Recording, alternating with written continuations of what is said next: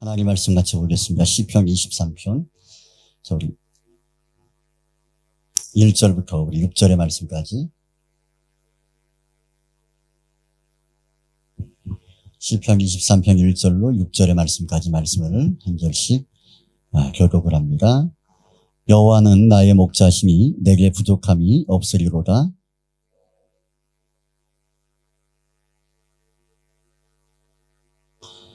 내 영혼을 소생시키시고 자기 이름을 위하여 의의 길로 인도하시는도다.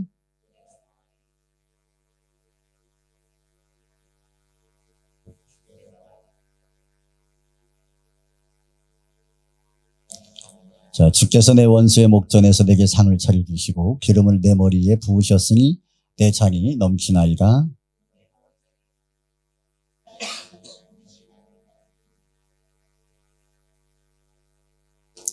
아멘. 감사합니다. 잘 오셨습니다. 오늘 말씀을 통해서 저와 여러분 가운데 하나님의 위로가 있기를 축원합니다. 저희가 고양이를 키우잖아요. 고양이를 키우는데 요새 고양이가 완전 개팔자예요. 고양이가 개팔자 노릇을 하는데 먹여줘, 재워줘, 밖에 나들이 시켜줘. 그러니까 참 부럽다. 왜 부럽냐? 때가 되면 다 주는 게 있는 거예요. 밥도 주고 물도 주고 간식도 주고. 간식은요 저도 안 사 먹어요. 근데 고양이 간식은 사서 먹여요. 참 말세요. 그 고양이를 보면서 참 좋다. 근데 만약에 그 고양이가 길가에 있었으면, 길바닥에 있었으면 구걸해야 되고요. 쓰레기통 뒤져야 되고요. 그렇게 살아가야겠는 거예요. 그래서 참 너 주인 잘 만났다. 집사 잘 만났다. 이런 이야기를 볼 때마다 제가 합니다. 근데 못 알아들어. 감사도 모르고. 여러분, 우리가 누군가에게 보호를 받고 인도를 받는다라는 것은요, 우리의 삶에 얼마나 큰 위로가 되는지를 모릅니다. 오늘 이 시편 23편은 우리가 너무나 잘 아는 말씀이죠. 근데 이 시편 23편을 아마도 제가 썼다 그러면 별 약발이 안 먹힐 것 같긴 해요. 근데 이스라엘의 최고 권력자였던 다윗이 이 시편 23편을 썼기 때문에 오히려 이 말씀이 힘이 있지 않는가라는 생각을 가지게 됩니다. 하나님은 여호와는 나의 목자시라. 나의 인도자시라. 그래서 여러분, 다윗의 삶에 있어서 절대적인 권력을 누렸던 다윗의 삶이었지만 그가 안심할 수 있었던 것은 다윗이 가지고 있었던 권력 때문이 아니라 그 모든 것들을 인도하여 허락하신 하나님의 은혜가, 그 인도하심이 다윗에게 있었기 때문에 다윗은 그 안에서 안심할 수 있었다라는 것을 다윗은 고백합니다. 저도 나이가 이제 50인데요.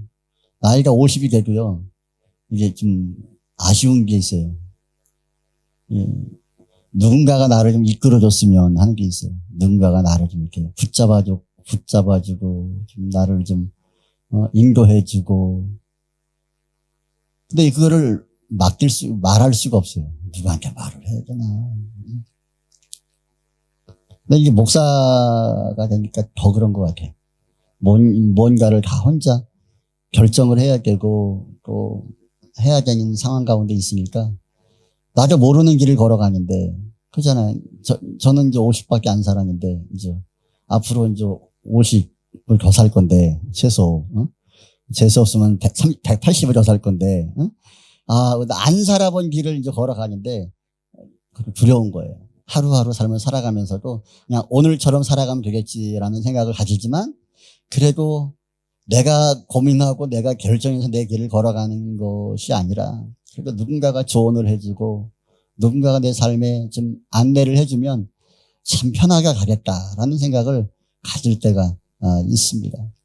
나이에 상관없이, 연륜에 상관없이 누군가에게 의존할 수 있고 의지할 수 있다라는 것 자체는 우리의 삶을 살아가는데 약간의 유익이 있다라는 것은 우리가 부정할 수 없는 것 같습니다.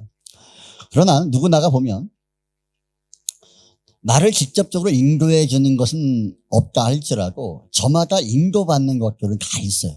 저마다 그 무엇인가에, 그 누군가에게는 다 인도받는 것은 있다라는 거예요. 때로는 시대의 풍조에 이끌려서 거기에 삶과 마음을 맡기고 삶을 살아가는 사람들도 있고요. 어떤 이는 권력에 붙어서 그 권력을 얻기 위해서 끌려다니는 사람들도 있습니다. 그걸 좋게 말하면 거기에 이끌려가는 거예요. 이끌려가는. 돈에 이끌려가는 사람들도 있고. 이게 부정적으로 보면 거기에 폭 빠진 것 같다라고 말할 수 있으나 인생은 누구나가 무엇인가를 의존하고 싶은 마음이 인간의 마음 가운데는 있다라는 거예요. 어떤 철학자가 그런 이야기를 합니다.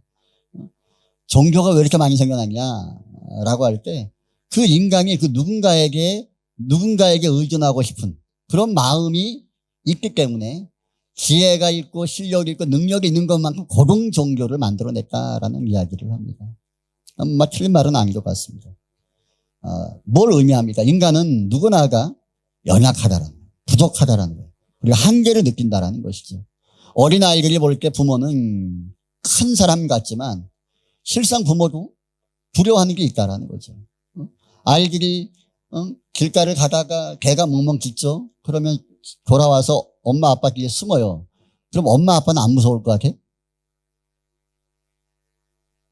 무섭지. 왜 개가 안 무섭겠어요. 이빨을 들이밀고 들이미는데 애는 아빠를 믿고 뒤에 와 있는데 개는 나하고 마주하고 있고 나는 안 무섭겠어요.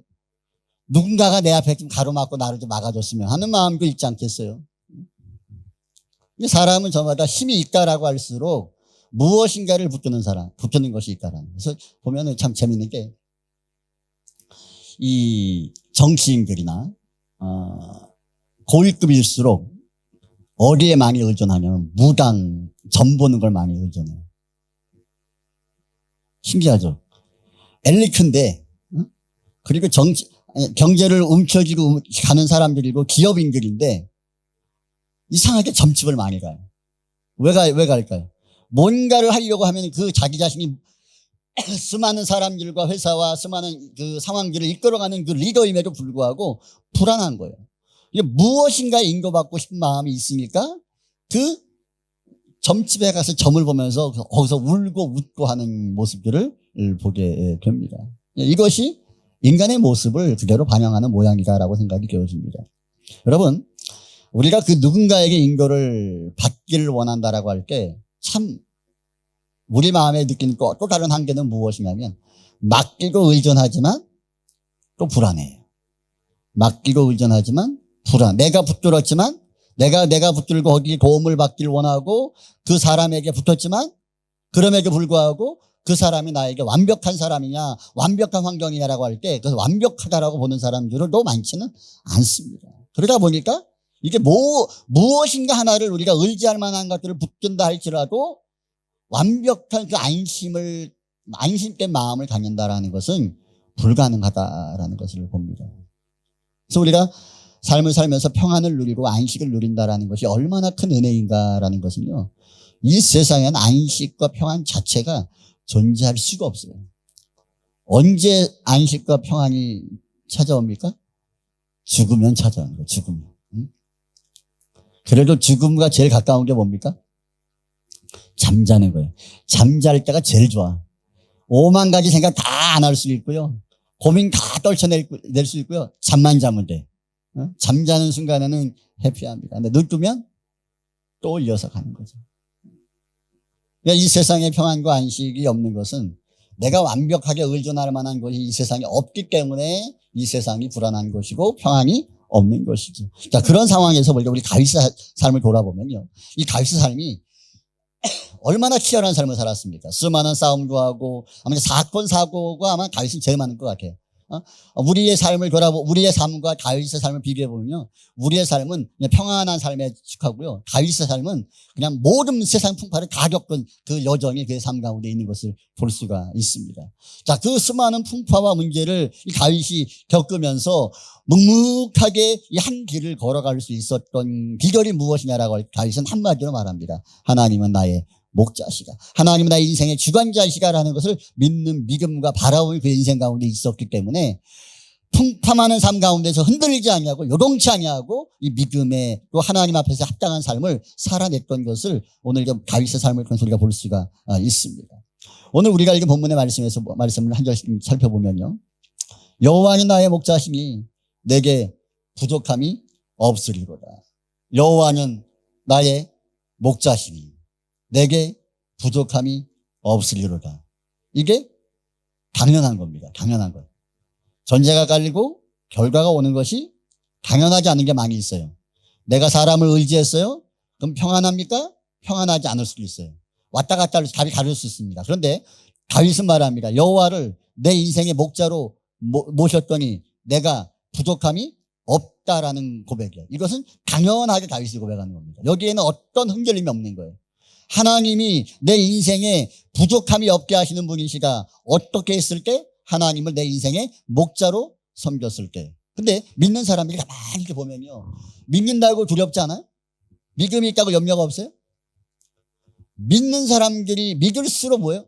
하나님의 평안과 안식을 구하는 것이 간절하면 간절할수록 두려움과 염려가 훨씬 더 많아요. 하나님을 믿는다라고 말할수록 그 믿음 이면에 두려워 떠는 모양들이 하나님의 사람들 가운데 있는 것을 우리는 부정할 수가 없습니다. 우리 저와 여러분들이 봐도 마찬가지지 않습니까? 여러분들의 표정이 지금 뭐 근심 걱정 없는 표정이겠어요, 지금? 다 10개씩, 20개씩 가지고 있는 표정이지, 문제들을. 근데 그것이 여호와를 내 인생의 목자를 모시면 내가 부족함이 없다라는 것은 다른 답이 나와지는 게 아니라는 거예요. 다윗의 개념에서 보면. 근데 우리의 삶과 비교해 보면 우리는 하나님은 내 인생이 나의 목자로 하나님을 섬겼는데 부족함이 없다라는 고백이 확 나와줘야 되는데 확 안 나와진다라는 거예요. 아, 왜 안 나올까? 분명히 다윗은 그랬는데 여호와는 나의 목자로 내가 섬겼더니 하나님 내 인생 가운데 부족함이 없게 하셨겠는데 나는 내 삶 가운데 이런 고백이 왜 나와지지 않을까? 왜 그럴까요? 이유가 뭘까요? 목자로 안 보니까 하나님은 내 인생에 목자를 안 보니까 그러는 거죠. 사랑합니다 그래요. 근데 사랑이 와닿질 않아. 진심이 아니거든. 그러잖아. 여호와를 하나님은 나의 목자이십니다라고 믿었던 다윗은 안심과 평안과 부족함이 없음을 경험합니다. 그런데 우리 또한 이 비슷한 고백을 합니다. 그런데 왜 우리의 마음 가운데 부족함이 있다라고 자꾸 갈증이 있을까요? 뭐 다른 요인, 환경적인 요인들을 찾아보는데 환경적인 요인이 아니라는 거죠. 뭐예요? 여호와는 나의 목자이시다라는 것에 대한 명확함이 없어서 그래요. 분명함이 없어서 그런 거예요. 왜 그럴까요? 왜 우리가 하나님을 섬기면서도 하나님이 나의 인생에 분명한 목자다. 나의 삶에 부족함이 없게 하는 분이시다라는 고백을 우리가 할 수 없는 건가? 이건 우리의 삶의 주변을 살펴보면 알아요. 하나님만큼 의지할 만하고 하나님만큼 도움이 될 만하고 내 마음에 안심을 줄 만한 환경들이 있다라고 판단이 되는 거예요. 하나님을 향한 마음도 줄이지만 그것으로는 부족하다라는 생각이 있으니까 하나님이 아닌 다른 것에 우리가 마음을 주고 하나님만 나의 목자가 아니라 너도 나의 목자고 이 환경도 나의 목자고 마음을 분산시켜버리는 거예요. 그것을 성경은 하나님 어떻게 보십니까? 정함이 없는 것이다 라고. 정하면 왔다 갔다 하는 마음이다 라고 이야기해요. 흔들리는 마음이다 라고 이야기하는 것이죠. 하나님을 섬기는 것 같지만 오히려 그 마음의 비중이 내가 더 의존할 만한 그 어떤 것에 마음을 더 많이 주면서 거기에 곁다리로 하나님은 나의 목자이십니다 라고 고백하는 그 고백을 하나님은 곧이곧대로 듣지 않으실 뿐더러 내 스스로의 양심도 그 하나님을 향하여 평안을 담대히 구할 만큼 그 담대함이 있지 못하다라는. 왜? 사실이 아닙니까? 사실이 아닙니까? 여호와는 나의 목자시니 내가 부족함이 없다라는 고백은요, 그냥 단순히 외우는 말씀들이 아니라 이거는 당연한 팩트예요. 당연히 이유가 있고 결론이 있으면 이건 변하지 않는 거라는 거예요. 변하지 않는 거예요. 근데 이것이 왜 우리의 삶 가운데 자꾸 변하느냐라고 할 때 하나님은 나의 인생의 목자로 인정하는 삶을 살아가는 것 같지만 실상 그 내면에서는 하나님보다 다른 그 무엇인가를 내 삶의 중심으로 두고 살아가는 것이 있기 때문에 그렇다라는 거예요. 다윗은 말합니다. 여호와는 나의 목자로 모셨더니 나의 삶에 부족함이 없게 하셨다. 자, 근데 이 부족함이라는 것이 아무런 문제가 없는 걸 말할까요? 여기서? 다윗이 하나님을 섬겼어요. 문제가 있어요, 없어요? 다윗만큼 문제 많은 사람이 없어요. 나는 다윗이 하나님을 섬겼는데 다윗의 인생 가운데에서 수많은 문제를 만났어요. 그것도 하나님 믿는 것 때문에 수없이 만났어요. 하나님을 안 섬겼으면 피해갈 수 있고 그냥 건너뛸 수 있는 문제들이 수없이 많았어요. 근데 하나님을 믿었기 때문에 하나님의 의리의 편에 섰기 때문에 고난받는 것도 무수히 많아요. 그래서 시편에서 보면 다윗이 원수, 대적 이런 말들을 써요. 그렇죠? 우리가 쭉 봐왔을 때 이 원수, 대적이라는 말은 뭐예요? 내가 잘못한 게 아니에요. 내가 하나님 편에 서고 말씀 편에 서고 하나님을 경외하는 편의 자리에 섰을 때 나를 공격하는 세력이 있었다라는 거예요. 내가 뭘 잘못해서 공격받은 것이 아니라 하나님을 믿는다라는 이유 때문에 받은 고난과 문제가 훨씬 더 많다라는 것을 이 시편들을 보면 알 수가 있는 거예요. 그러면 하나님을 잘 믿으면 여호와를 나의 인생의 목자를 모셨더니 부족함이 없다라는 이 다윗의 고백은 거짓이냐? 그건 아니라는 거죠. 고난과 문제는요 동일하게 있어요. 예수 믿어도 고난이 있어요. 그래서 처음 신앙생활하는 사람들이라고 하는데 시험 들고 낙심하는 이유 중에 하나가 뭐냐면 예수 믿으면 복 받는다고 해서 교회를 왔어요. 오자마자 사건 사고 터지는 거예요. 어? 그러면 하나님을 이게 신뢰하겠어요 이거? 어? 전도를 할 때 그렇게 하면 안 된다는 거예요. 다시 말하면 예수 믿으면 복 받는다. 그게 뭐 하나님의 복음의 영향력을 많이 이게 확장시킨 것도 사실인 건 하지만 이 부정적인 것도 이게 많이 있어요. 교회 오면 예수 믿으면 복 받는다. 근데 예수 믿어도 문제는 그대로 오거든요. 오히려 예수 믿는 것 때문에 안 받던 핍박을 또 받거든요. 그러면 예수를 하나님은 내 인생의 목자라 모셨더니 내가 부족함이 없다라는 말은 지금 어떤 문제가 없는 게 아니에요. 문제가 나에게 피해가는 게 아니에요. 문제가 와. 여전히 더 큰 문제가 다가와. 그런데 그 문제를 보면서 힘들다, 어렵다, 안 된다, 부족하다라고 보는 게 아니라 부족함이 없게끔 바라보는 하나님의 은혜가 그 마음 가운데 주어지는 거예요. 이것이 하나님을 내 인생의 목자로 모셨을 때. 제가 서론에 설명드려서 그렇지 않습니까? 아이가 길가를 가다가 개가 나왔어요. 그러면 마주해야 돼. 지나가야 되는데 문제가 생겼어요. 돌아와서 아빠 뒤에 숨어요. 또 아이의 마음에는 무엇가 있는 거예요? 개보다 아빠가 훨씬 더 크다라는 생각이 있는 거예요. 그 마음이 있을 때 아빠 뒤에 숨어 있어서도 두려워 떠는 것이 아니라 개를 바라보면서 메롱할 수 있는 거예요. 다윗이 고백하는 것은요.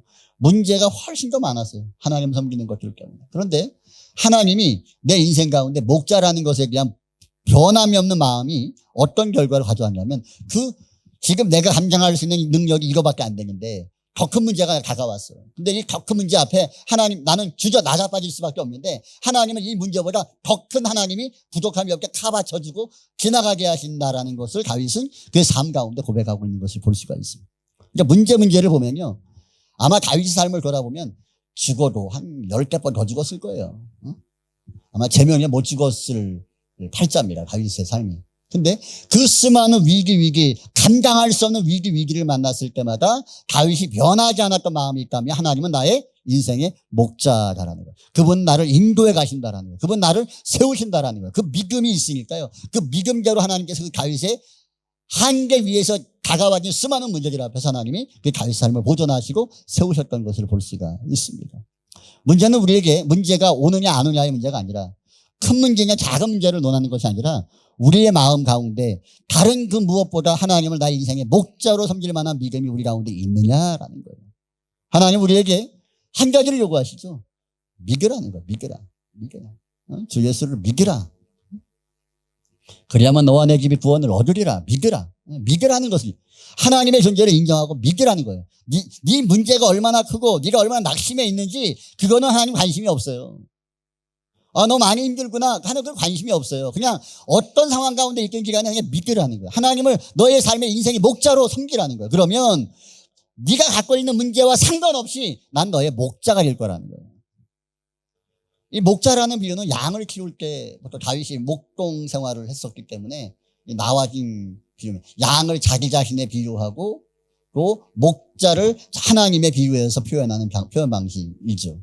다윗이 목동이 되어서 양을 칠 때 자기 양을 칠 때 어떤 마음이었겠어요? 늑대가 오고 곰이 올 때 방치하겠어요? 이왕이면 더 맑은 물가로, 쉴만한 물가로 양떼기를 이끌어가는 모습이 자신의 모습이었다라는 거예요. 짐승들을 키우는 것에 있어서도 목자의 심정은 더 좋고 더 아름답고 더 좋은 곳으로 인도해 가기를 원하는 것이 목자의 마음인데, 그 마음이 하나님이 나를 바라보시는 마음 아니겠냐는 거예요. 하나님이 나를 그렇게 인도하실 분이다라고 하여튼 믿은 거죠. 그 믿음이 있으니까 하나님은 어떻게 바라봅니까? 주님, 나는 내가 양을 쳤을 때 양들이 나를 바라봤던 그 심정으로 나는 양된 자로서 나는 주님을 나의 목자로 모십니다. 주님, 나의 삶을 인도해 주세요 라고 내어 맡기는 거죠. 내어 맡기는 그 삶 속에서 나와 같은 결과물이 뭐예요? 결론이 부족함이 없게 하셨다는 거예요.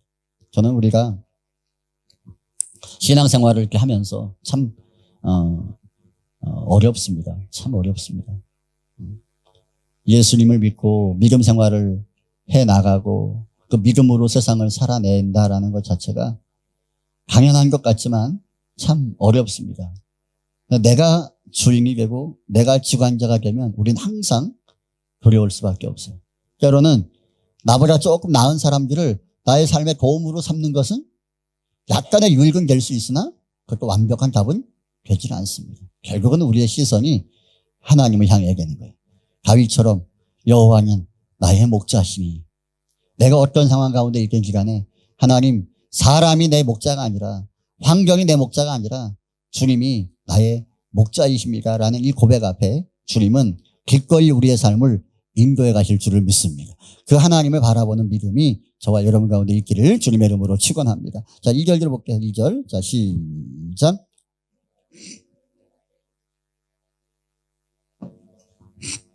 그렇죠.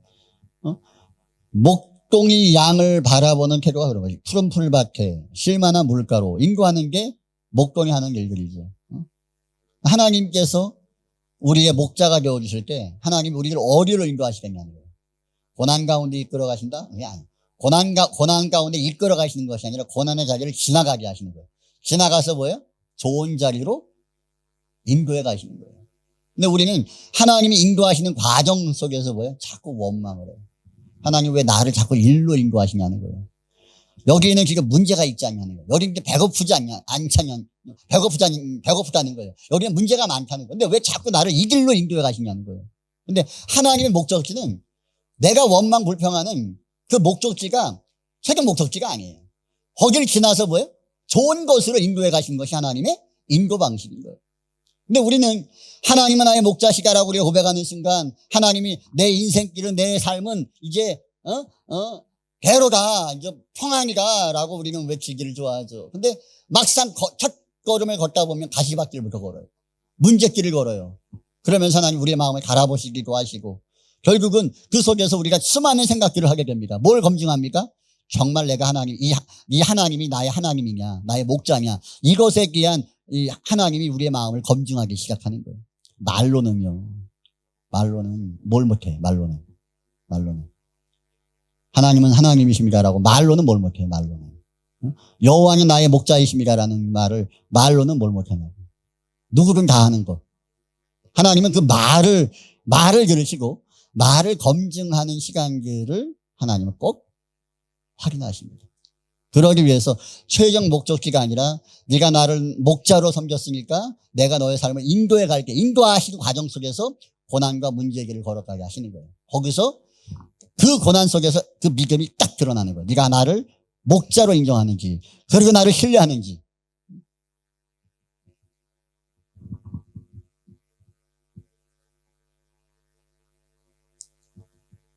그 말이 실제가 될 수 있게끔 하나님 검증하시는 거예요. 그러면서 거기서 믿음을 보여야 되는데 뭐합니까? 주님 이건 아닌 것 같은데요. 이거는 주님 예수님을 따라갔을 때 다가와지는 결과물이 아닌데, 이 과정을 보면서 우리는 하나님을 의심하게, 이 하나님만을 믿으면 안 되겠구나. 이게 믿음을 가지고 산다고 다 되는 게 아니구나. 그러면서 목자를 또 만드는 거예요. 내가 보기에 의존할 만한 다양한 목자들을 쫙 만들어 놓고 선택해서 항상 가는 거예요. 이 길을 갈 때는 이쪽을 선택하고, 이 길을 갈 때 이 선택을 하고, 하나님도 하나의 옵션 가운데 딱 들어가 있는 거예요. 그러니까 하나님의 인도를 우리가 받는다라고 할 때 우리는 자꾸 하나님에게 뭔가를 요구하는 것만 좋아하지 우리가 하나님을 향하여 무엇인가를 확증해 드리는 것에 대해서는 참 별 생각이 없어요. 그것이 말로써 하나님을 바라보고 말하는 것과 삶의 현장 가운데 하나님의 인도함의 한복판에서 하나님의 직권과 인정을 하나님의 능력을 인정하고 여호와를 나의 목자라고 인정하는 것은요 완전 다른 거예요. 문제를 딱 만나보면 다르죠. 시작할 때는 뭐 들뜨죠. 이스라엘 백성의 광야 역사를 보면 그렇지 않습니까? 하나님이 홍해를 갈라서 이스라엘 백성 출애굽시켰어요. 야, 하나님이 막 큰 일을 행하셨다는 거예요. 하나님이 과연 우리들을 가나안 땅으로 인도하시겠다라는 거예요. 이런 믿음이 얼마나 컸습니까? 근데 딱 한 걸음 지나서 3일도 안 돼서 물이 없으니까 뭐예요? 원망, 불평하는 거예요. 돌아가자라는 말 대박 나오는 거예요. 그때 하나님 봤던 게 뭡니까? 네가 나를 여호와로 인정하는 게 아니구나라는 거예요. 그러니까 그 마음을 확증받기 위해서 몇 년을 돌리셨어요? 40년 돌리는 거예요. 열흘이면 들어갈 수 있는 가나안 땅을 40년을 돌려고. 하나님 능력이 없어서요? 아니에요. 뭘 보시는 거예요? 네가 나를 경외한다라는 것을 네 삶의 현장 가운데서 내가 보고 싶다는 거예요. 그 고백이 확증되는 순간 하나님 가나안 땅으로 이스라엘 백성들을 인도해 가시는 것을 볼 수가 있습니다. 그러니까 우리가 하나님은 내가 하나님을 믿습니다. 하나님을 섬깁니다. 근데 고난의 상황들이 길어지고 문제가 길어질 때는요. 우리가 뭘 점검해야 되냐면 하나님이 내 믿음을 아직 검증 단계에 있는 거야. 아직. 검증 단계에 있다라는 것은 아직 광야 가운데 있는 거예요. 문제 가운데 놔두시는 거예요. 그럼 언제 하나님이 우리를 이 문제에서 지나가게 하시느냐? 그 믿음이 확정이 됐을 때 하나님 들어가게 하시는 거예요. 그러니까 문제는 하나님이 능력이 없어서도 아니고 하나님이 우리들을 인도하실 마음이 없어서도 아니고 하나님이 우리들을 인도하시고 싶은 마음이 없는 것도 아니라는 거예요. 문제는 뭐예요? 그 인도받을 만한 하나님의 인도를 받기 위하여 우리에게 하나님은 주님은 나의 목자이십니다라는 고백을 보길 원하시는데 그것이 부족한 거예요. 그것이 인정받지 못하는 거예요. 그러니까 고난과 연강이 길어질 수밖에 없는 것이죠. 오늘 저와 여러분들이 기억해야 될 것은요. 하나님은요. 우리의 삶을 쉴만한 물가로 인도하시는 분인 줄을 믿습니다. 근데 과정 가운데 있을 때 고난과 문제를 만날 수 있어요. 그럴 때 뭘 지켜야 돼요? 물을 지킬 만한 것보다 네 마음을 지키라. 하나님을 경외하는 믿음을 지키라. 그럼 결국은 뭐예요? 결국은 인도해 가시는 거예요. 하나님이 계획하시고 하나님이 진행하신 것 가운데 안 된 게 있어요? 개인이든 국가든 사회적인 것이든 가족의 문제든 하나님이 계획하신 것들 가운데 하나님이 이루시지 않은 것이 있냐는 거예요. 성경은 하나님이 계획하신 것에 대해서 반드시 성취한 것을 성경은 이야기를 합니다. 단 하나도 그 결론을 성취하신 것들을 빼놓은 것이 없어요. 전부 다 하나님이 계획하심과 성취하심이 이 성경 가운데 기록되어 있어요. 이 말은 뭘 의미합니까? 하나님이 계획하신 것들은 반드시 이루신다라는 거예요. 하나님이 자기 백성을 목자가 되어주시고 그들을 인도하시기로 마음을 정하셨다라고 할 때는요 반드시 자기 백성을 인도하여 가시는 줄을 믿습니다. 근데 그 인도하시는 과정 가운데 고난과 문제는 있을 수 있다라는 거예요. 그때 우리가 뭘 생각을 해? 여기서는 내가 하나님을 인정하는 그 믿음을 복기를 원하시는구나. 이렇게 가야 되는 거예요. 이렇게. 대부분 여기서 낮아빠지는 거죠.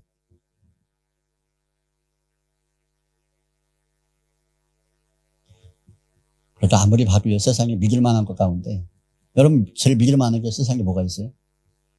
제일 믿을 만한 거. 목사는 믿을 만합니까? 목사 믿음이 뒤통수 맞습니다. 그럼 뭐, 장로님은 뭐 믿을 만한가? 누구를 믿을까? 부모님들은 믿을 만하죠. 그래도. 믿을 만한데, 너무 약해. 한계가 너무 많아. 그죠? 제가 어렸을 때 불만이 그거예요. 부모님, 우리 아버지, 어머님 좋긴 한데, 원하는 걸 다 안 해줘. 이 불만. 항상 불만이었어. 아쉬웠어. 내가 의지하고 내가 의지할 만한 것들을 딱 보면 안 부족한 게 없어요. 다 부족해. 누가 그래요? 저 사람을 따라가고 저 사람의 함께 일을 하면 일이 된다는 거예요. 사업이 된다는 거예요. 그런 사람들이 많아요. 할 일을 하면요. 물론 뭐 인맥이 중요하죠. 인맥이 중요한데 야, 저 사람하고 일을 하면 된다는 거예요. 저 사람의 일을 함께 받으면 된다는 거예요. 그리고 붙들어갑니다. 그런 사람들일수록 그 나자빠지지 않은 사람은 나는 보질 못했어요. 안심이 되고 믿어준다라고 할수록 불안 요소는 더 크게 자리 잡는 거예요. 사람을 믿을수록 불안 요소는 더 많이 밑에 깔려 있다라는 것을 알면 돼요. 그러나 안과 밖이, 겉과 속이 똑같은 분이 누구냐? 우리 하나님이신 줄을 믿습니다. 그 하나님은요, 의지하는 것만큼 그대로 일하시는 분이에요. 우리가 이 세상에 믿을 만한 그 어떤 것들보다 세상에 믿을 만한 그 모든 것들을 다 모은다 할지라도 하나님 한 분보다 완벽하지 않습니다. 그래서 다윗은 말합니다. 그가 왕으로서 의지할 만한 것이 얼마나 많이 있었겠어요. 그가 권력을 가지고 수많은 사람들을 끌어모으고 자신에게 유익이 될 만한 상황들을 만들려면 얼마나 많은 것들을 할 수 있었겠습니까? 근데 그것을 하지 않아요. 뭘 합니까? 하나님을 내 인생의 목자 한 분으로 모시고 삶을 살아가는 것으로 충분하다고 다윗은 고백하는 거예요. 우리는 능력도 없고 힘도 없고 지혜도 없는데 우리의 역량 안에서 그냥 자꾸 이것저것 끌어당기면서 나의 삶의 의지가 될 만한 것들을 끌어당겨요. 보면 아무것도 아니에요. 별것도 아닌 사람인데 되게 의지하고 뭐 엄청난 사람인 것처럼 착각하면서 그냥 붙들고 우리 이런 자리 가운데 얼마나 많이 있는지 몰라요.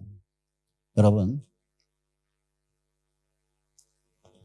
우리보다 잘 나갔던 다윗이 고백합니다. 여호와는 나의 목자시니 내가 부족함이 없었다. 이 말씀을 우리에게, 이 다윗이, 하나님이 우리에게 하시고자 하는 말씀은 뭡니까? 뭘까요? 네가 의지할 만한 그 어떤 것보다 내가 너보다 똑똑하고 내보다 능력이 많고 내가 너보다 용감한데 내가 삶을 살아보니까 네가 의지하는 그 어떤 것들보다 하나님을 의지하고 그 하나님은 내 인생의 목자를 모시는 게 훨씬 더 지혜롭더라. 이것을 하나님 우리에게 말씀하시고 있는 것입니다. 여러분, 오늘 우리의 삶이 돌아보면 다 부족한 것 투성입니다. 그리고 그 때문에 늘 아픕니다. 그리고 불안해합니다. 그리고 그 문제를 끌어안고 우리는 기도하죠. 하나님, 어떻게 하면 이 문제를 해결할 수 있습니까? 어떻게 하면 내 마음에 불안한 마음들을 잠재울 수 있습니까? 잘 안 돼. 그럴 때 오늘 다윗이 고백하는 이 고백이 우리 가운데 있으면 좋겠습니다. 여호와는 나의 목자이십니다. 주님은 나를 정말 사랑함으로 이끄실 수 있는 분입니다.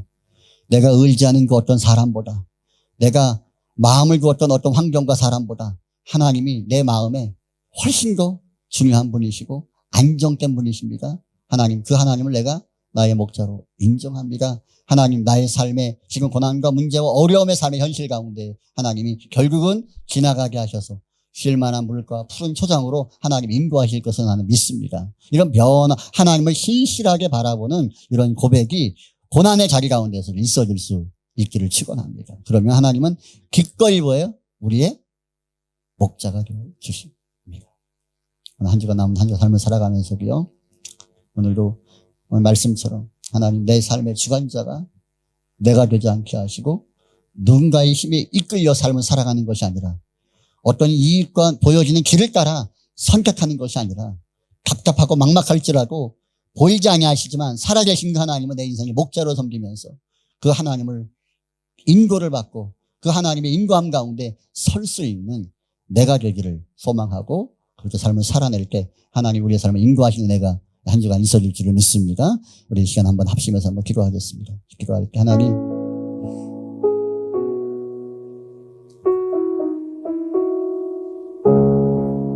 내 삶의 문제든 내 신앙의 문제든 내 영혼의 문제든 세상을 많이 아는 것 같고 삶에 대한 해답을 아는 것 같지만 막상 그 길을 걸어가려고 발을 내디디려고 하면 얼마나 무섭고 얼마나 두려운지, 단 한 번도 가보지 못한 그 삶을 향해 나아가는 것이 얼마나 두렵고 어려운지 하나님, 그 두려움이 우리 가운데 있습니다. 나이가 먹고 연륜이 있고 지식이 있어서 가보지 않은 그 길을 아는 것처럼 말하지만 막상 내가 그 길을 걸어가려고 나아가려고 발을 내딛다 보면 아무것도 모르겠고 과연 맞는 건지, 누가 나를 좀 이끌어줬으면, 때문에 사람들의 조언을 듣기도 하고 수많은 책과 정보를 통해서 그 길이 맞는지를 확인받는 삶을 우리는 분주하게 하게 됩니다. 그러나 주님, 오늘 다윗 역시고 단 한 번도 가보지 않은 그 삶의 인생에 대해서 그는 고백합니다. 하나님을 내 인생의 목자로 내가 섬겼더니 하나님이 두려워하고 염려하고 공포스러운 모든 환경 가운데에서 부족함이 없게 하셨다라는 이 고백이 오늘 시편 23편에서 다윗이 하고 있습니다. 삶의 문제든 심령의 문제든 영혼의 문제든 모든 부분에 완벽하게 부족함이 없게 하신 그 하나님이 우리가 믿는, 우리가 예배하는 하나님인 줄을 믿습니다. 그 하나님을 향한 고백이 말뿐이 아니라 고난에 의심이 나는 그 상황 가운데에서도 하나님을 인정할 만한 믿음이 되게 하셔서 그 믿음을 보시고 하나님이 우리를 기꺼이 인도하시기를 기뻐하는 우리의 삶이 되기를 소망합니다. 살아계신 하나님 아버지 감사합니다. 오늘 우리가 하루하루의 삶을 살아가면서 내가 삶을 살아가는 삶의 방식들이 맞는 건지 옳은 건지 우리가 헷갈릴 때가 있습니다. 불안하기 때문에 이것도 붙들어보고 저것도 붙들어보고 저 사람 말도 들어보고 이 사람 말도 들어보고 그리고 심사숙고해서 무엇인가 발을 내디딜 때에 첫 발부터 아차 싶을 때가 얼마나 많이 있는지 모릅니다. 하나님, 내 마음을 믿을 수도 없고 내 능력을 믿을 수도 없고 나보다 능력이 있다라고 하는 사람들을 신뢰하기가 어려운 것은 그 모든 사람들이 다 내 사람이 아니기 때문입니다. 그러나 오늘 다윗이 고백했던 하나님에게 하여서 하나님을 어떻게 바라보느냐. 오늘 다윗은 나의 목자로 나의 생명과 나의 여정을 완벽하게 인도할 수 있는 목자로 하나님을 섬겼던 그 다윗의 삶 가운데 그 고백대로 그 믿음대로 하나님이 다윗의 삶을 수많은 문제 가운데에서 구원하시고 결국은 세우셨던 것을 보게 됩니다. 우리가 그러한 인과함의 자리 가운데 있기를 원합니다. 하나님, 우리가 부족하고 못나지만 하나님을 나의 인생의 목자로 하나님으로 섬길 수 있는 은혜와 믿음을 주셨사오니 그 믿음을 가지고 이 세상을 살아내게 하시고 그 믿음을 가지고 나아갈 때마다 하나님이 믿음 가운데서 일하시는 것을 날마다 경험하며 하나님은 살아계신다라고, 하나님은 일하신다라고, 하나님은 부족함이 없게 하신다라는 이 고백이 우리의 삶의 인생을 돌아볼 때 우리의 삶을 돌아보면서 나와질 수 있는 은혜를 우리 가운데 허락하여 주시옵소서. 이 땅의 삶이 힘들고 어렵습니다. 보이지 않는 수많은 그 여정이 우리 앞에 놓여져 있습니다. 그러나 시작과 끝이 되시는 그 하나님을 우리의 삶의 목자로 모시며 우리의 삶을 살아내 갈 때에 하나님께서 결국 결말을 보게 하시고 결국은 부족함이 없게 하시는 하나님의 인도함 가운데 설 수 있는 은혜를 우리 모두 가운데 허락하여 주시옵소서. 남은 한 주간도 믿음으로 승리하게 하시고 주님의 인도함 가운데 오늘 그 승리하는 삶을 충분히 살아낼 수 있도록 우리 가운데 은혜를 베풀어 주시옵소서. 살아계신 예수님의 이름으로 기도합니다. 아멘.